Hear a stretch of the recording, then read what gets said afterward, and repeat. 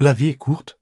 Pourtant, la plupart des gens vivent comme s'ils disposaient d'un temps infini. La réalité est simple. Une personne moyenne vit à peine 30 jours, c'est tout. Si tu as 30 ans, tu en as déjà utilisé plus de 11 zéros. Disparu pour toujours. Un jour, je ferai ça. Cette phrase semble anodine. Mais ce un jour est dangereux. Il te donne l'illusion que le temps ne s'arrêtera jamais. Dans les prochaines minutes, tu découvriras des stratégies pour réellement utiliser ton temps. Pas seulement le gérer, mais le vivre avec intention. Et ce que tu vas entendre ici n'est pas une liste de conseils banals. Sur l'organisation du temps, c'est plus profond. Il s'agit de comprendre comment la vie fonctionne. Réellement, le temps est un illusionniste. Te souviens-tu de ton enfance? Les vacances d'été semblaient durer une éternité. Une journée ressemblait à une semaine. Aujourd'hui, les années passent comme des mois. C'est ce qu'on appelle le paradoxe des unités temporelles. Et ce n'est pas une impression, c'est de la biologie. Ton cerveau mesure le temps à travers la nouveauté. Quand tu étais enfant, tout était nouveau, ton cerveau enregistrait sans arrêt. Aujourd'hui, même routine, même trajet, même série, ton cerveau ne les enregistre presque plus. Il filtre simplement le quotidien. Bienvenue dans la cécité temporelle. Mais tu peux tromper ton cerveau. Prends un autre chemin pour aller au travail. Apprends quelque chose de nouveau chaque mois. Parle avec des inconnus. Chaque nouvelle expérience oblige ton cerveau à redevenir attentif et soudain. Le temps semble à nouveau s'étirer. Il existe une énorme erreur de perception. Nous surestimons constamment ce que nous pouvons accomplir en une seule journée. Et nous sous-estimons profondément ce qui est possible en une année. C'est pour cela que beaucoup abandonnent trop tôt. Beaucoup confondent être occupé avec être productif. Ils remplissent leur journée de tâches qui paraissent importantes, mais qui ne changent rien. Pose-toi cette question quand tu auras 90 ans. Te souviendras-tu des heures supplémentaires ou des moments passés avec ta famille? Les priorités deviennent soudainement limpides. Les personnes qui réussissent comprennent une chose essentielle. Savoir ce qu'il ne faut pas faire est souvent plus important que savoir quoi faire. Écris tout ce que tu veux accomplir. Puis entoure les 3 points les plus importants, tout le reste va sur la liste d'évitement. Pense aux intérêts composés. Mais appliqués à ta vie, de petits investissements quotidiens dans les bonnes priorités finissent par s'accumuler et produire des résultats immenses avec le temps. Le problème, ce sont les réseaux sociaux. Les tâches sans importance et les distractions constantes. Ils volent ton attention. La solution est simple, élimine sans compromis tout ce qui est inutile. Ton temps est trop précieux pour être gaspillé. Les relations fonctionnent comme des comptes bancaires. Chaque petit geste est un dépôt. Chaque oubli est un retrait. Et comme dans une vraie banque, tu ne peux rien retirer si tu n'as rien déposé avant. Beaucoup misent sur de grands gestes. Des cadeaux coûteux ou des célébrations impressionnantes. Mais ce qui compte vraiment, ce sont les petits dépôts quotidiens. Un message inattendu, s'un souvenir des détails, être présent. Dans les moments difficiles, traverser la douleur ensemble crée des liens plus forts que partagés. Uniquement le plaisir, les liens faibles, les anciennes connaissances ou contacts éloignés sont souvent des ponts vers de nouvelles idées et opportunités. Les liens forts apportent la stabilité, les liens faibles apportent la croissance. Et si tu veux transformer ta perception du temps, tu dois transformer la façon dont tu vis et des autres. C'est paradoxal, mais réel. Donner de ton temps te donne l'impression d'en posséder davantage. Tes meilleures opportunités de carrière ne se trouvent pas là où tu es déjà à l'aise, mais juste au-delà de ta zone actuelle. On appelle cela la possibilité adjacente. C'est ce point d'équilibre entre ce que tu maîtrises et ce que tu pourrais apprendre. Ceux qui optimisent uniquement pour l'argent trop tôt sabotent souvent leur propre avenir. Dans ta vingtaine et au début de ta trentaine, optimise plutôt pour l'apprentissage. Chaque nouvelle compétence est comme un billet de loterie. Pour des opportunités futures, l'argent suit toujours le savoir. Oublie l'idée de l'échelle de carrière. C'est une illusion. Aujourd'hui, les carrières ressemblent davantage à une structure d'escalade.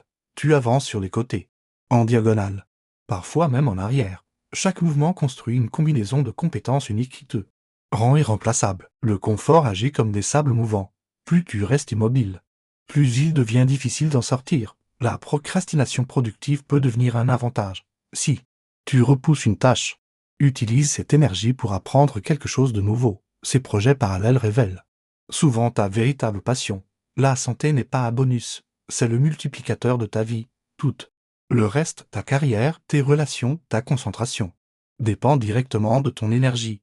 8 heures avec une énergie totale valent mieux que 12. Or, en mode automatique, le sommeil n'est pas une pause, c'est une fonction essentielle du cerveau. Sans sommeil, tes décisions deviennent floues, comme si tu étais sous influence. Si tu veux évoluer, construire une relation stable ou rester performant, dors suffisamment. Et voici un secret. Il existe 2 versions de toi, Le toi du matin. Qui planifie et le toi du soir. Qui doit agir. Ne laisse pas ton toi du matin devenir un tyran pour ton toi du soir. Les micro-entraînements sont une solution simple et efficace. 10 pompes ici. 5 minutes. D'étirement là. De petits efforts répétés transforment ton corps et ton esprit avec le temps. Ton corps a été conçu pour bouger. Pas pour rester assis en permanence. Le mouvement apporte de la clarté mentale. Si tu te sens bloqué, bouge. Souvent, la solution apparaît en marchant. Pour apprendre plus vite. Enseigne ce que tu sais à quelqu'un d'autre, c'est l'effet enseignant. Expliquer force ton cerveau à comprendre plus profondément. Tu crois ne pas être prête à enseigner. C'est justement pour cela que tu dois le faire. Les incertitudes font de toi un meilleur guide. Lis des biographies. Elles te donnent accès à toute une vie en seulement quelques heures. Et n'essaie pas d'être bon partout. Être volontairement faible dans certains domaines maintient ton esprit flexible. Les limites ne sont pas tes ennemis. Elles sont ta force cachée. Elles t'obligent à devenir créatif. La compétence la plus précieuse est de savoir quand s'arrêter, abandonner de manière stratégique. N'est pas un échec. Cela libère de l'espace pour ce qui te permet vraiment de grandir. Les émotions sont biochimiques et la plupart ne durent que 90 secondes. Après cela, c'est toi qui choisis de rester ou non dans cet état. La première réaction est automatique. La seconde est ta décision. La maîtrise émotionnelle est un véritable super-pouvoir. L'intelligence peut te donner un emploi. Le calme et la stabilité te donnent l'évolution. La vulnérabilité n'est pas une faiblesse, mais un outil puissant. Partager avec sincérité crée la confiance. Les conversations difficiles ne doivent pas être évitées. Elles sont comme des intérêts négatifs. Plus tu attends, plus le problème grandit, et souviens-toi. La gratitude non exprimée est comme de l'argent que tu ne retires jamais. L'argent ne représente pas la richesse, mais la liberté sur ton temps.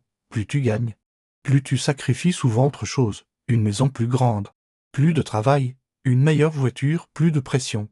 La véritable richesse aujourd'hui, c'est la liberté de ton temps. 100 000 € pour 80 heures par semaine.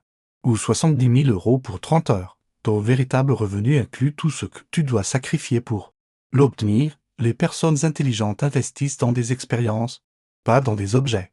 Elles vivent en dessous de leurs moyens pour garder de l'espace pour les opportunités futures. La créativité n'est pas un éclair soudain, elle ressemble plutôt à un robinet. Quand tu l'ouvres, ce qui sort d'abord est souvent impur.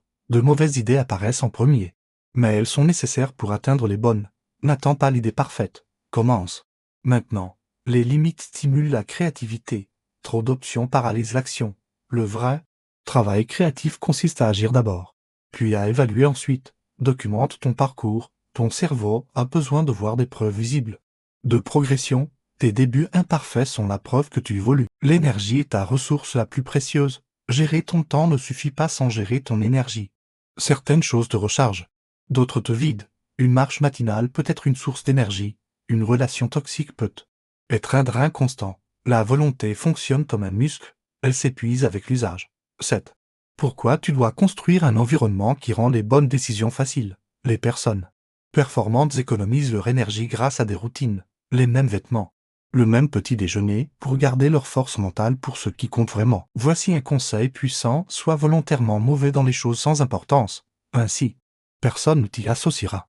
Et tu préserveras ton énergie pour ce qui a réellement de la valeur. Le succès ne dépend pas seulement de ce que tu sais, mais aussi de qui tu connais. Mais créer un réseau ne signifie pas collectionner des contacts. Cela signifie construire de vraies relations. La formule de l'amitié repose sur le temps, la vulnérabilité et les expériences partagées. Il n'existe pas de raccourci. Le vrai réseau consiste à connecter, pas à utiliser. Les meilleurs connecteurs sont des bâtisseurs de ponts. Les relations ont besoin d'attention, pas seulement lors des anniversaires, des messages courts, des rencontres spontanées.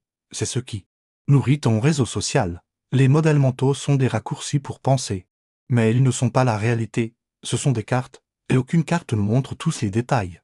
C'est pourquoi tu dois penser en conséquence, pas seulement ce qui se passe maintenant, mais aussi ce qui se passera ensuite. Et pose-toi cette question, est-ce vraiment évident? Ou évident seulement pour certaines personnes? Ne collectionne pas simplement des faits. Cherche les modèles derrière eux. Apprends aussi à inverser ta réflexion, au lieu de demander « Comment résoudre un problème ?» Demande-toi comment tu es peut-être en train de le créer toi-même. À la fin, ta vie ne se produit pas par hasard, tu l'as construit comme un portefeuille composé d'expériences, de relations, de compétences et de rêves. Tu n'as pas besoin de tout planifier. Expérimente, de petits tests révèlent ce qui fonctionne réellement.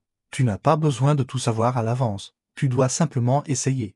Le succès ne se mesure pas par l'argent, le statut ou les possessions, mais par l'alignement avec tes propres valeurs. Et voici la clé des bilans réguliers. Honnêtes. Ils empêchent les grands regrets de s'accumuler avec le temps. La vie ne consiste pas à trouver plus d'heures, mais à utiliser pleinement celles que tu as déjà. Chaque idée de cette vidéo est une pierre de construction pour une vie plus consciente et intentionnelle. Le temps passe, que tu l'utilises ou non. Tu ne peux pas l'arrêter. Seulement décider comment le vivre. Tes habitudes façonnent tes journées. Tes journées deviennent des années, et tes années deviennent ta vie. Commence petit. Prends une idée qui t'a touché aujourd'hui, et celle-là, ajuste-la, fais la tienne. Le meilleur moment pour vraiment vivre n'est pas un jour lointain, c'est aujourd'hui.